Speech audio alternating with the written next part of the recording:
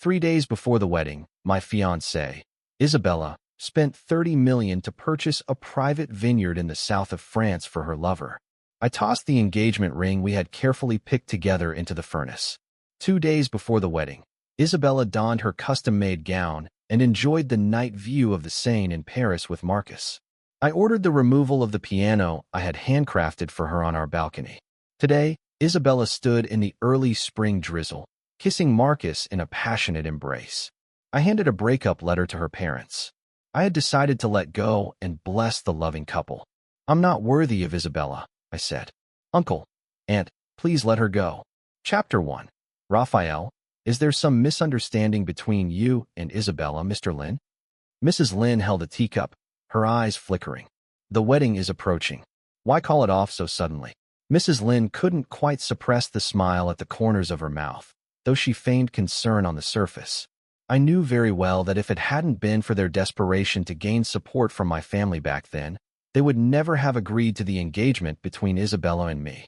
To them, their precious daughter deserved someone far more dazzling than a mere architect who worked behind the scenes. Now, with Marcus, the celebrated international photography master, suddenly stepping into the picture, it was everything they could have hoped for. It's not a misunderstanding, just a clash in values. A simple excuse. Mrs. Lin gladly accepted the proposal to call off the engagement. She smiled broadly as she walked me to the door. When I returned to the apartment, the room was empty, devoid of any trace of life. It wasn't until deep into the night that I heard the lock turn, and Isabella finally came home. She had just ended her so-called design research trip, in reality, a romantic getaway with Marcus, and she came back with gifts, a wedding gift I prepared in advance. "Do you like it?"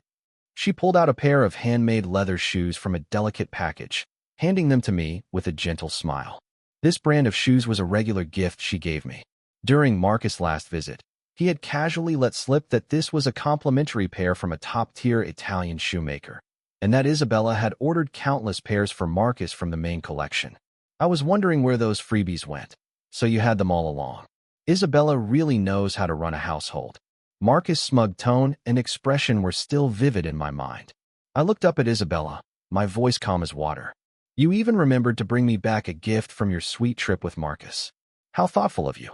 Her expression froze, then quickly shifted into irritation. "I was just helping him complete a photography project. Don't overthink it." I forced a smile that didn't reach my eyes. "Do whatever you want. Don't bother worrying about my feelings." Isabella's face instantly darkened. "If you keep up this sarcasm, the wedding's off." Threatening me with the wedding, no surprise there.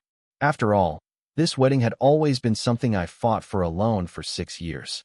Marrying her had been my obsession, but she had never looked forward to it, not truly. If that's the case, perhaps it's time we both stopped pretending.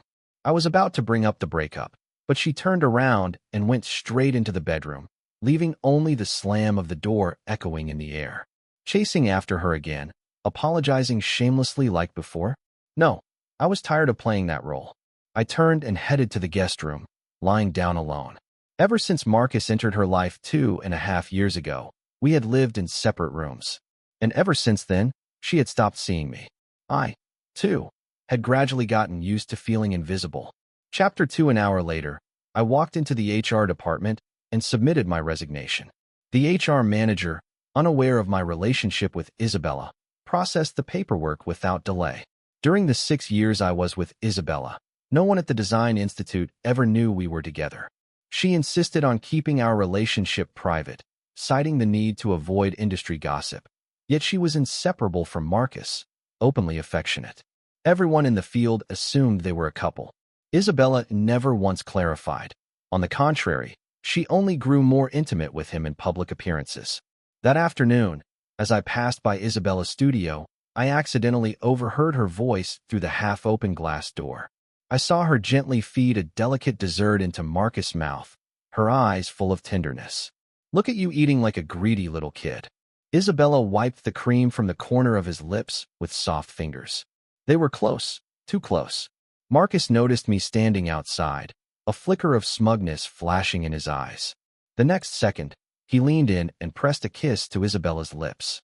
Her cheeks instantly turned red, her body stiffened for a second, but the corners of her mouth couldn't help but lift in a smile. I had no interest in continuing to watch this scene.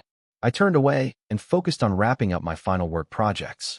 By evening, my assistant walked into my office with an elegantly wrapped box of sweets. "President, these are handmade Belgian chocolates from Marcus." He had one prepared for everyone in the company. After setting the box down, my gossip-loving assistant didn't leave right away. "I heard Miss Lynn flew to Belgium especially to get them for Marcus' birthday last week. She left at 4 a.m. to make it happen. Marcus is really lucky to have such a talented and loving woman doting on him."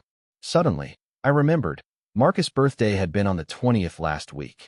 That was the day I had just returned from an overseas inspection and had to be hospitalized due to a persistent high fever. I had called Isabella, only to be met with her impatient reply, "I'm working on a design draft. If it's not urgent, let's talk tomorrow. Don't interrupt me." Another carefully constructed lie. The assistant kept rambling.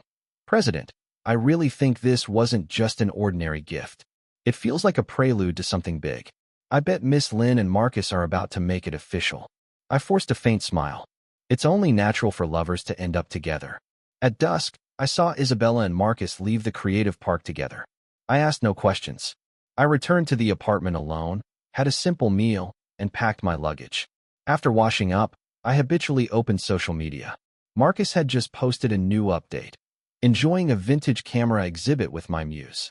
In the photo, he stood in a retro shop admiring antique cameras. Next to him, Isabella beamed with a radiant smile. I used to be passionate about collecting antique cameras, but Isabella always scoffed at it. Every time I brought a new piece home, she'd greet me with biting sarcasm. "Obsessed with these outdated gadgets? What a waste of time and money. Can you grow some modern taste? What's so great about those dusty relics?" Eventually, she even accidentally broke my treasured Leica M3. It was beyond repair. Now with Marcus, she'd suddenly developed a deep fascination for antique cameras. A trace of bitterness rose in my chest. I turned off my screen and closed my eyes, not wanting to dwell on it any longer. Chapter 3. In the middle of the night, a sudden chill woke me. When I opened my eyes, Isabella was standing by the bed, expressionless, lifting my blanket. Outside the window, the city lights flickered faintly. The clock read 2:15 a.m. "Marcus is in the living room. He's staying over tonight. Go sleep in the study." Her tone allowed no room for argument, like she was ordering a servant. Why should I give up my own room? Faced with my rare resistance, Isabella's brows furrowed, her tone turning colder. "Marcus just got back from Northern Europe. He hasn't adjusted to the time difference and isn't feeling well. What's wrong with letting him stay the night? Can't you show a little compassion?" I looked her in the eye. "There are plenty of hotels, or he could share a room with you." The moment the words left my mouth, her face darkened. "What are you implying? Marcus and I are strictly professional. It's not the sordid relationship you think it is. You always do this. Take something trivial and blow it out of proportion. Can't you grow up?" I wanted to argue back, but the moment our eyes met, I couldn't say a word. The eyes that once brimmed with affection now held only irritation and fury. I suddenly understood. Love is in the eyes of those who choose you, and in hers, there was now only Marcus. Why keep humiliating myself? I'm tired. Two simple words carried the weight of 6 years of emotional exhaustion. A soft knock came from the door. Marcus stepped in, looking apologetic. "Isabella, forget it. The director probably had a long day. I'll just sleep on the couch." Isabella scoffed, shot me a glance, then pulled Marcus away. As the door closed, I heard her softly reassuring him.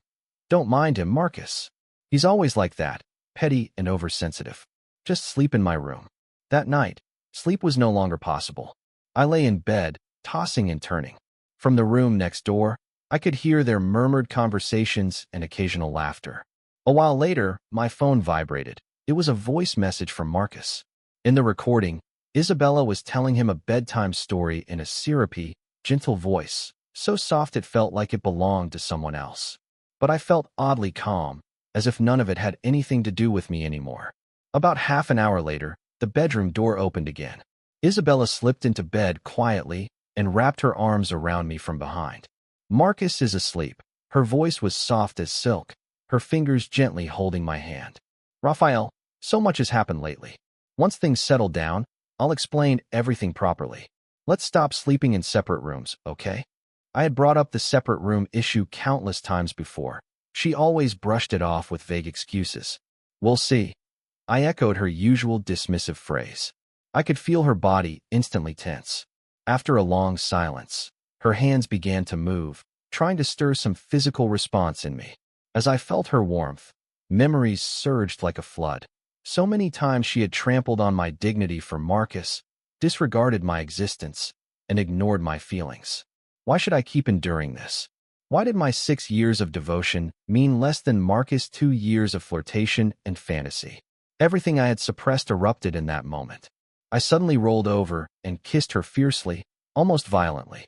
The force of it pushed her clothes aside, revealing a fresh love bite below her collarbone, bright red like blood. At the same time, a strong, unfamiliar cologne clung to my nose, Marcus' signature scent. My stomach turned. I shoved her away, ignoring her shocked cries and desperate grasp. I grabbed a blanket and stormed out of the room. Marcus, you win. You've won it all. Chapter 4. I spent the night on the living room couch. When I woke up, the apartment was empty. Isabella had left at some point without a word. I checked my phone's calendar. Today was the day I had planned to leave. Before I left, I wanted a clean break. No more ambiguity, no loose ends. I made a reservation at that Japanese restaurant, the very place where I first met her 6 years ago. After we got together, we used to celebrate our anniversary there every year, until Marcus showed up and shattered the tradition. At dusk, Isabella came home. I was just about to bring up the dinner reservation when a loud slap interrupted my thoughts. Raphael, how could you be so despicable? Before I could even react, Marcus walked out of the bedroom, clutching his right cheek, blood at the corner of his mouth. President Raphael, I swear I'll never appear in front of Isabella again. In an instant, I saw through their orchestrated performance. Isabella rushed to support Marcus and turned to me with eyes blazing. I always thought you were just a little possessive and jealous, but I never imagined you'd be so cruel. I watched the farce unfold, my voice cold as ice. I didn't touch him. My short denial only infuriated her more. You and Marcus were the only ones home. If it wasn't you, then who? I know exactly what kind of person you are. Every word from her mouth was a dagger cutting into my heart. After 6 years together, we were supposed to understand each other better than anyone else. Yet now she condemned me outright based solely on Marcus' side of the story. Marcus let out a pained groan, drawing Isabella's attention instantly. You think staying silent will fix this? Apologize to Marcus now. Otherwise, I'll cancel the wedding next week. I stared into her cold eyes and replied calmly. Then cancel it. A flicker of shock crossed her face, quickly replaced by disdain. You think I won't? The invitations are already sent. My parents are counting the days to having a grandchild. You really think I won't go through with it? Watch closely. She pulled out her phone, dialed a number, and pressed the speaker button for effect. Mom, I've decided to call off the wedding with Raphael. Please inform the rest of the family. When she hung up, she looked at me smugly, as if victory was already hers. Raphael, I'll give you one last chance. Apologize to Marcus, and I'll take it back. Her mother's voice cut her off on the other end. Isabella, the wedding was already canceled. Didn't you know? Raphael came by 2 days ago to explain everything. Chapter 5. Isabella froze on the spot. Her eyes locked on mine as if trying to confirm whether she'd misheard. You've already called off the engagement? I nodded slightly, my gaze calm. Raphael, how dare you do something like this behind my back? Explain yourself. But arguing would only bring more pointless pain. I picked up my suitcase, already packed and ready, and turned to leave. Behind me, Isabella's furious shouting echoed through the apartment. Stop! Where are you going? Get back here. She took a few steps to chase after me, but just then, Marcus let out another groan from the bedroom. Her steps faltered. After a moment's hesitation, she turned around to care for Marcus instead. I drove back to my family estate and told my parents I had ended the engagement. They weren't surprised and immediately arranged a more suitable match for me. My family holds deep roots in the architecture world. I had chosen independence only to support Isabella's career. Now, marriage registration and wedding plans moved forward in an orderly fashion. In high society marriages, it's all about status and compatibility. Efficiency is key, emotions secondary. In just a month and a half, the memories of 6 years began to fade. The woman who once occupied my heart became a distant shadow. On the first weekend after the wedding, I was enjoying a quiet morning at our new home when suddenly, the doorbell rang urgently, shattering the peace. Just a second. When I opened the door, I froze. Standing there was Isabella. She looked haggard, her eyes red-rimmed, the scent of alcohol clinging to her. The moment our eyes met, hers welled with tears. "Why have you been hiding from me? Do you know how long I've been looking for you?" Her voice trembled but couldn't hide the anger behind it. I wasn't hiding. Somehow, my calm response struck her like a spark to gasoline. Isabella suddenly grabbed my collar and yanked me close. "You disappeared just to force me into agreeing to marry you, didn't you? Fine, I'll marry you. But you have to apologize to Marcus first. And after we're married, you're not allowed to interfere with my work with him." I gently removed her hands from my shirt. "You're mistaken, and I can't marry you anymore." She froze, confusion flashing in her eyes. "Why not?" I pulled a marriage certificate from my pocket and held it out to her. "Because bigamy is illegal." Isabella stared at the document, her expression shifting from shock to disbelief. Then she lost control. "No, that's impossible. This has to be fake. It's fake, isn't it?" Watching her break down, I felt nothing but exhaustion. The tenderness I once held for her had long since vanished. At that moment, the bedroom door opened, and my new wife, Tiffany, came out in her loungewear. "What's going on? Who's at the door? It's so noisy this early in the morning." I turned to explain, but Isabella suddenly stormed into the house. She grabbed Tiffany's hair violently, her face twisted in rage. "You slut! You seduced my fiancé. Get away from him. He's mine. He promised to marry me. What right do you have to come between us?" I rushed forward and grabbed Isabella's wrist tightly. "Are you insane? Let go." While she was slightly off balance, I shoved her hard. She stumbled and fell to the floor. Chapter 6. Isabella sat on the floor in shock, staring at me in disbelief. "Raphael, did you just push me for this woman?" I ignored her question and turned to Tiffany, my voice gentle with concern. "Are you hurt?" Tiffany smoothed her disheveled hair and shook her head slightly. "I'm fine. Is this your ex?" I nodded. "Go back and rest. I'll handle this." Tiffany looked up at me, a calm smile playing on her lips. "No need. I'm actually a little curious about your ex." Before I could react, she walked straight over to Isabella, who was still on the floor. Isabella moved as if to lash out again, but I stepped in immediately to block her. "Isabella, please have some respect.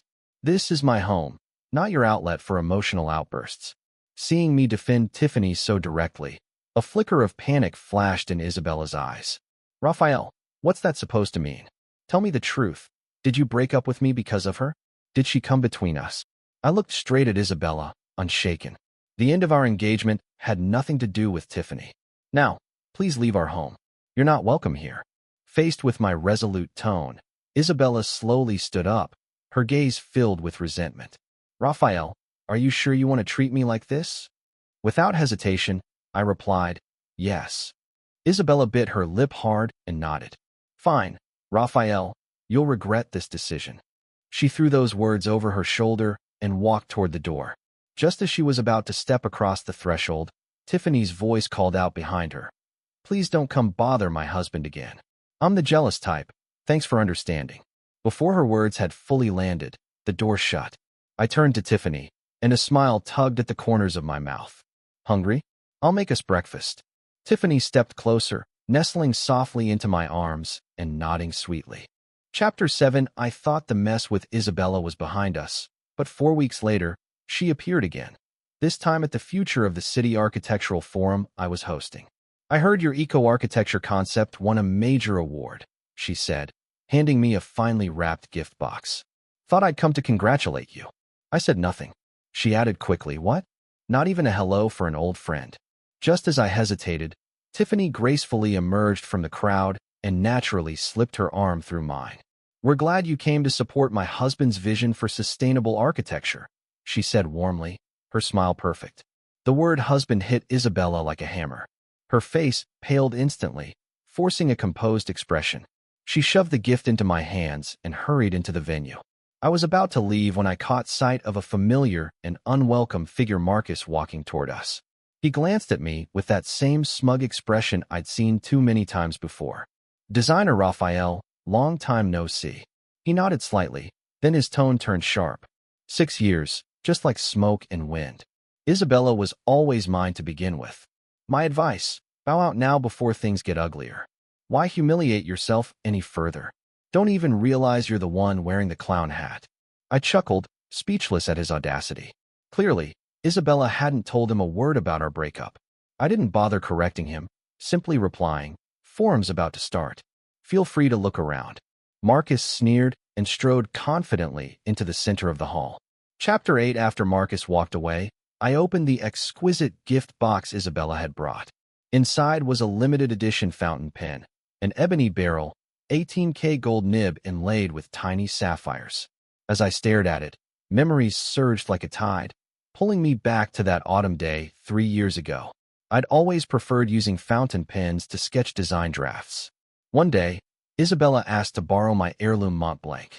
At the time, I was deeply in love with her and handed it over without hesitation. But that pen, filled with family memories, never returned to my case. Months later, I learned the truth. Isabella had lent it to Marcus. Apparently, Marcus was participating in a calligraphy competition, and that pen, a rare piece passed down from my grandfather, was well known in the design circle. To enter with it in hand was to carry invisible prestige.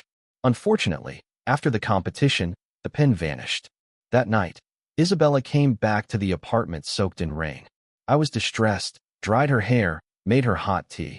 She hugged me, tearful and apologizing, saying the pen had been lost. It had been a gift from my grandfather on his deathbed, a symbol I'd cherished. But in that moment, I cared more for the woman in my arms than any object, so I chose to forgive. That night, she promised to find me a replacement. But over the years, she showered Marcus with countless luxuries, yet somehow always forgot that promise. From beginning to end, I had been nothing more than a pitiful supporting role. Once, a gift like this would have thrilled me. Now it stirred nothing. Besides, as a wedding gift, Tiffany had already given me the same pen, only in an even rarer platinum version. I closed the box and walked through the crowd in search of Isabella. I found her talking with Marcus in a quiet corner of the exhibition hall. When she saw me approaching, she instinctively paused her conversation and gave a flattering smile. "Raphael, you came over. How's the exhibition going?" I handed the box back to her. "Thank you for the thought, but I can't accept this gift." Isabella's smile faltered. I pulled a fountain pen from my suit pocket, almost identical to the one she gave me, except for a platinum band near the grip. Her expression froze. After a moment, she asked stiffly, Who gave you that?" Just as I was about to reply, Tiffany stepped gracefully to my side. "It was my wedding gift to him," she said with a serene smile, "custom-made." Hearing this, Marcus' reaction was far more dramatic than Isabella's. "Wedding?" His voice rose an octave. "Raphael, you're getting married?" I shook my head slightly. Seeing that he looked relieved, I added, "Not getting married, already married." "Allow me to introduce," I said, turning to Tiffany. "This is Tiffany, chief cardiac surgeon and my wife." Marcus's eyes widened in disbelief. Weren't you with Isabella? How did this even happen?" I cut him off. "Didn't Isabella tell you we broke up over a month ago? I thought she was devoted to you. Didn't she mention it?" The moment I finished, Marcus turned to Isabella, eyebrows tightly furrowed. Isabella stayed silent for a long while before mumbling, "Yes, we did break up." When Marcus pressed, "About 6 weeks ago," a look of barely concealed joy surfaced on his face. After all, he had always hoped Isabella and I would part ways. Now he had gotten exactly what he wanted. But when he reached out to pull Isabella close, she subtly stepped aside. "What's wrong? Why are you avoiding me?" Marcus asked, puzzled. Isabella looked dazed for a moment, then snapped back. I'm not feeling well. I'm going to rest." Before her words had fully landed, she turned and walked away, leaving Marcus standing there bewildered. Moments later, he hurried after her. I turned to Tiffany. "Forum's starting. Let's go on stage." With that, I took her hand, and we walked toward the podium together. I thanked the audience, expressing gratitude for their support of sustainable architecture. Applause thundered through the room, except from the corner where Isabella stood, expression dim, clutching the rejected gift box tightly in her hands. Once, seeing her like that would have torn me apart. I would have run to her without a second thought. But now my heart was still. All I wanted was to treasure the woman beside me and build a life worth keeping. Chapter 9. After the architecture forum ended, Isabella stopped me in the parking lot. Under the streetlights, her shadow stretched long in the darkness, her eyes shimmering with tears. Raphael, can you just tell me, is all of this your way of getting revenge? I just can't believe you could end 6 years of love so easily. If this is punishment, then say so. I'll do anything to make it right. Just don't treat me like this, please. Every day since you left, I've been unable to sleep. The longing is like a tide that keeps drowning me. As she spoke, she tried to take my hand, tears running down her cheeks. Even now, she still believed this was some twisted game. Just like always, she was self-centered, focused only on her own feelings, never truly considering mine. What a pity. Even after all this time apart, her nature hadn't changed. I took a deep breath and said, calm but firm, Isabella, I've already made myself clear. Our relationship is over. This wasn't some impulsive decision. It was something I thought through carefully. I have a family now. Please respect that. Your refusal to let go only causes discomfort for my wife. And besides, Marcus loves you deeply. Maybe the two of you are actually better suited. The moment I mentioned Marcus, Isabella shook her head violently, flinging off a trail of tears. That's not true. I don't feel that way about Marcus. I've completely forgotten him. The only person I've ever had in my heart is you, always you. Once, I might have believed she meant it. If she had truly felt that way back then, we wouldn't have ended up here. But now it was far too late. Just as I was about to respond, I saw Tiffany in the distance walking toward me, with my parents behind her. My father's face darkened the moment he saw me alone with Isabella. Raphael, didn't we agree you'd cherish Tiffany? Why are you still tangled up with this woman? I rushed to explain. It's not what you think. I was just out picking a gift for Tiffany. Today's forum was only a success because of her support behind the scenes. As I spoke, I took a small velvet box from my pocket and opened it. Inside was a platinum bracelet set with diamonds. I gently took Tiffany's hand and helped her put it on. Tiffany looked at the bracelet and smiled softly at my parents. Mom, Dad, don't worry. Raphael treats me very well. Hearing their daughter-in-law's words, my parents finally relaxed and turned to leave. But Isabella suddenly lost all composure. She clutched my arm, her voice bordering on desperation. Raphael, please, tell me what I have to do to earn your forgiveness. At that moment, I had no desire to explain anything further. No matter how clearly I spoke, she refused to accept reality. That was always her way, clinging to her goals, never backing down. But I was tired of the endless drama. I took Tiffany's hand and, in front of Isabella, kissed her lips gently. Please don't disturb our life again. Leaving those words behind, I turned with Tiffany and walked away. From the rearview mirror, I saw Isabella standing motionless in place, tears silently falling, but she didn't move. That night, a trending topic caught my attention on social media. Designer Isabella engaged to photographer Marcus. I clicked the headline and saw photos of Isabella and Marcus holding an engagement ceremony at an upscale hotel. I sent Isabella a short message, wishing you both happiness. She never replied. I turned off my phone, ready for bed, just as Tiffany curled into my arms. Darling, the forum was a complete success. Congratulations. Looking at Tiffany's elegant and gentle face, a wave of warmth spread through my chest. I said nothing more, turned off the lights, and held her close, kissing her deeply. Chapter 10. The following evening, as I was leaving the studio, I noticed the public art plaza across the street was covered in hundreds, perhaps thousands, of white lilies. Clearly, it was a meticulously staged marriage proposal. I was about to take a detour when a colleague enthusiastically tugged my arm. Come take a look. I heard it's going to be a grand proposal. Might bring us some good luck. With no particular interest, I followed them into the sea of flowers. The couple hadn't appeared yet, but dozens of media outlets were already gathered on site. This setup's intense, I said casually. Who invited all the reporters? One of them answered. The proposal planner. They want the whole thing live-streamed so the world can witness the romance. That piqued my curiosity. But just 10 minutes later, when Isabella walked out from the center of the floral display in a white gown, that curiosity vanished in an instant. Without hesitation, I turned to leave. Raphael, she called out loudly, please wait. I have something to say. Suddenly, Every head turned in my direction, cameras flashing nonstop.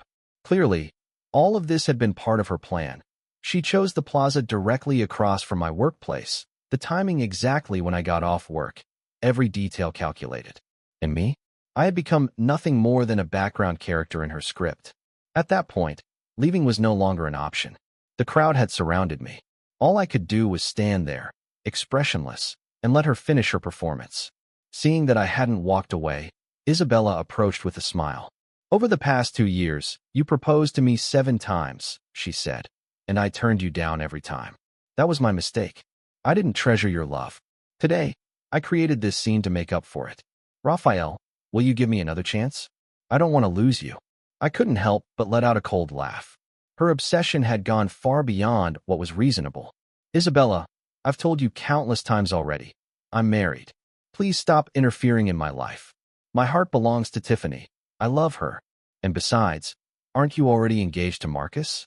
Please focus on your own relationship. Stop dragging me into this. I'm not interested in your drama. We broke up. Let's keep our distance. It's better for both of us."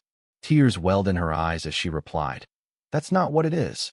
I only got engaged to Marcus to provoke you. I wanted to make you regret losing me. That's all." I stared at her, utterly out of patience. I'm done playing along with this childish act. Just as I turned to leave, I noticed someone at the edge of the crowd, Marcus, who had just arrived. From the look on his face, it was clear he'd heard everything. He stared at Isabella, shock and fury written all over his expression. "Isabella, what did you just say?" Isabella's face went pale the moment she saw him. Proclaiming her love for me while trying not to lose Marcus, utterly absurd. She shook her head in a panic. "Marcus, let me explain. It's not what you think." But Marcus let out a bitter laugh.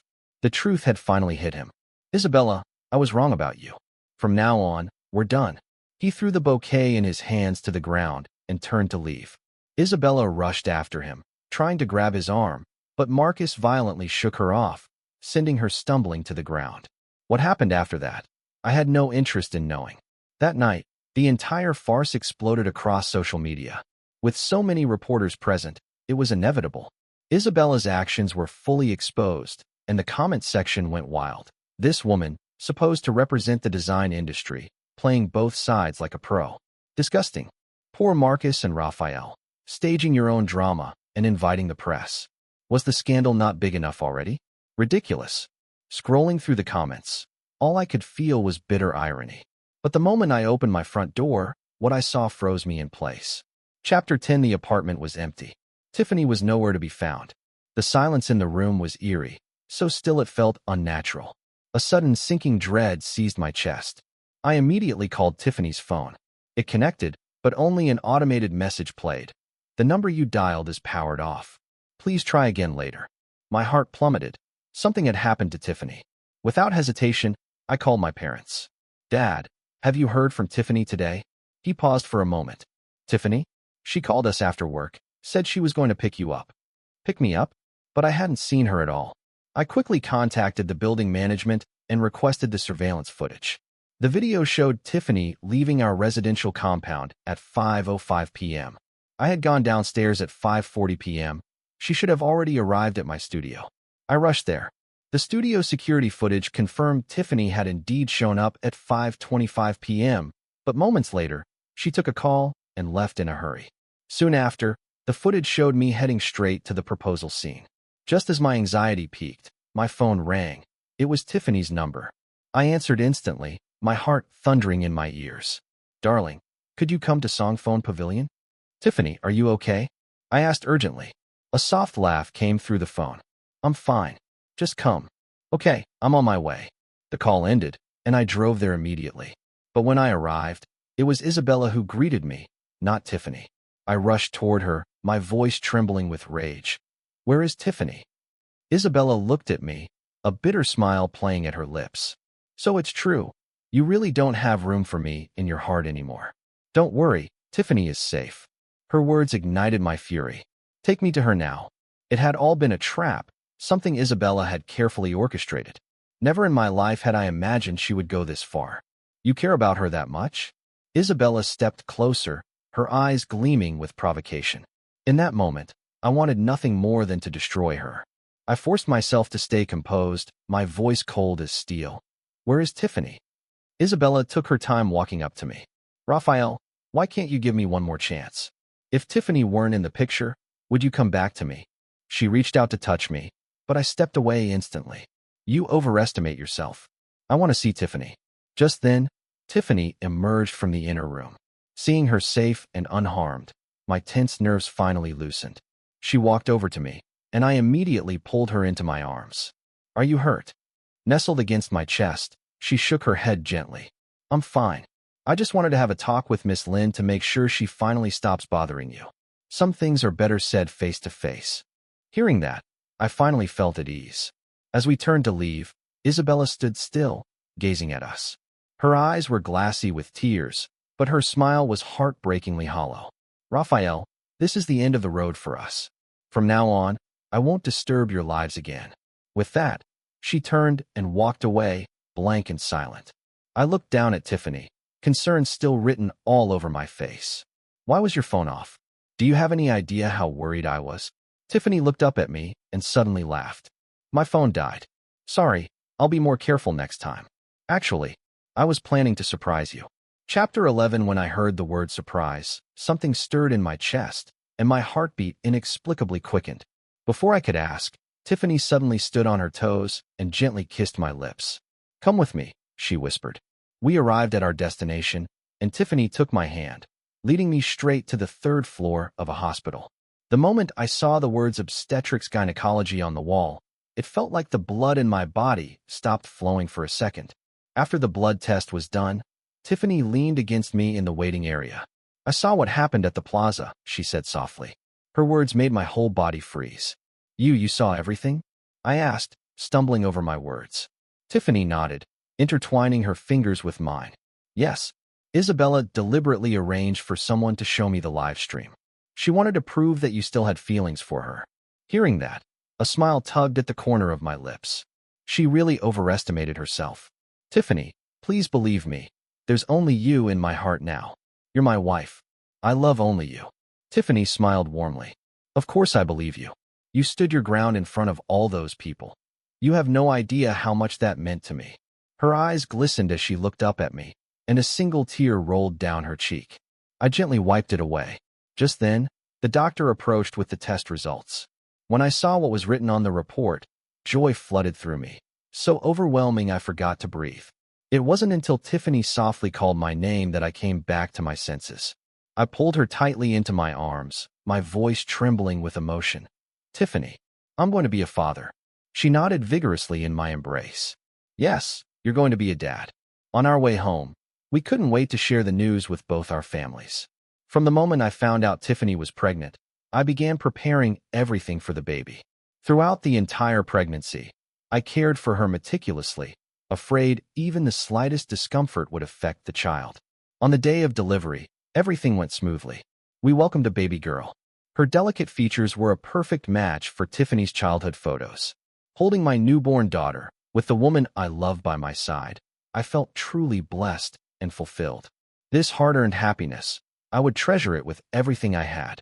Isabella's side story after that argument with Raphael, he didn't contact me for 3 weeks. At first, I was angry, too, and clung to Marcus on purpose. But as time passed, I realized I still couldn't let Raphael go. Every day, I waited for him to apologize like he used to, but this time he never did. I panicked. I tracked down his new address. What shocked me wasn't a remorseful Raphael, but a marriage certificate with another woman. I couldn't accept it. He used to love me so much. It had to be revenge. He was doing this just to hurt me. He even protected that woman right in front of me when I left. I hurled out threats, certain he would eventually regret it. But the days went by, and I still heard nothing from him. In desperation, I showed up at his architecture forum. I picked out the exact kind of fountain pen he loved and brought it as a gift, but it was too late. He no longer needed anything from me. Still, I wasn't willing to give up. I couldn't believe that 6 years of love could vanish just like that. He had promised to marry me, to love me for life. If he'd just come back to me, I cut things off with Marcus instantly. At his birthday event, I asked over and over if there was still room for me in his heart. I let go of all my pride, begging for forgiveness. But his reply was cold and final. He said he loved Tiffany and only her. I didn't believe it. They'd only just gotten married. How could she compare to 6 years of history? So I announced my engagement to Marcus, staged that proposal right outside Raphael's office. I thought if I went that far, he would finally soften. I even contacted Tiffany, made sure she saw me proposing to her husband, told her Raphael still loved me. But I was completely wrong. It had all been my wishful thinking. Raphael rejected me on the spot without the slightest hesitation. Afterward, I met Tiffany at Songphone Pavilion. Her eyes sparkled with calm confidence. So she asked me, "What is it you want to tell me?" Her composure nearly broke me.